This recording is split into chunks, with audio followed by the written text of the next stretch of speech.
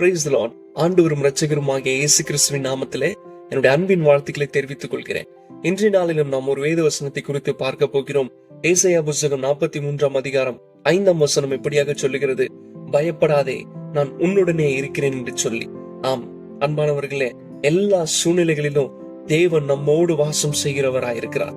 எல்லா நேரங்களிலும் நம்மோடு அவர் பயணிக்கிற தேவனாய் இருக்கிறார். என்னுடைய வாழ்க்கையில நான் அனுபவிச்ச காரியங்களை நான் ஒன்று சொல்கிறேன். என்னுடைய அப்பாவை கூப்பிட்டுட்டு நான் பைக்ல போகும்போது என் அப்பா பின்னாடி உட்காந்துட்டு நான் வண்டி ஓட்டும் பொழுது எனக்கு ஒரு விஷயத்திலயும் எனக்கு ஆலோசனை சொல்லி கொண்டே வருவார். இந்த இடத்துல வண்டி இப்படி ஓட்டணும், எந்த இடத்துல பிரேக் பிடிக்கணும், எந்த இடத்துல ஸ்பீடா போகணும், எந்த இடத்துல கண்ட்ரோல் பண்ணணும், எந்த இடத்துல என்னென்ன விஷயங்களை செய்ய வேண்டும் என்று சொல்லி பல நுணுக்கங்களை எனக்கு சொல்லி கொண்டே வருவார்.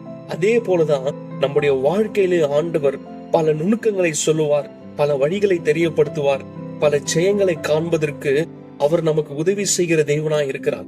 அநேக நேரத்துல அவரை நம்ம மறந்து போகிறதுனால நம்முடைய வாழ்க்கையில தோல்வி காணப்படுகிறது. ஆனாலும் அந்த தோல்வியை ஜெயமாக மாற்றுகிற தேவன் நம்மோடு இருக்கிறதுனால நம்முடைய வாழ்க்கையில எப்பொழுதுமே வெற்றி காணப்படும். நீங்க எந்த இடத்துல சோர்ந்து போயிருக்கீங்களோ, எந்த இடத்துல ஜெயம் கிடைக்கல, எனக்கு இந்த பொசிஷன் தான் இருக்கு, எனக்கு இன்னும் ஹையர் பொசிஷன் வரலன்னு சொல்லிட்டு நீங்க ஏங்கி கொண்டிருக்கிற விஷயத்துல நிச்சயம் நீங்கள் அவரை விசுவாசித்து அவரை நம்பி அவரோடு பிரயாணம் பண்ணும் பொழுது நிச்சயம் நம்முடைய வாழ்க்கையில பல ஆசீர்வாதங்களை நாம் காண்போம்.